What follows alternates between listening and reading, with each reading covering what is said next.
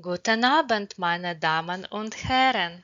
Let me introduce the Hamburger. Big, juicy, appealing. But here's the question. Why there?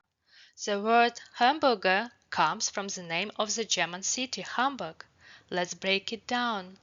Hamburg comes from the old name Hammaburg. Hammer means a bend of a river. Burg is a fortress or castle. So Hamburg originally meant a fortress at a river bend. In the 19th century, Hamburg was a big port. Millions of people left Europe from there and went to America. They brought with them a recipe called Hamburg steak. It was a piece of minced beef shaped into a patty and fried. There is a well-known story about a diner in the United States. One day a customer rushed in and said he needed something he could eat quickly.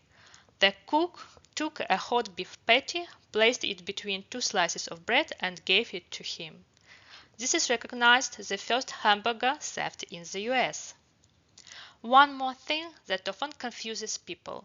The word looks like ham plus burger, but that's wrong. It actually comes from Hamburg plus air. So it has nothing to do with ham. It means a person from Hamburg.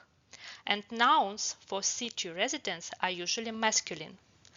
Look, people behind the window are hamburgers, and they can order hamburgers in a cafe.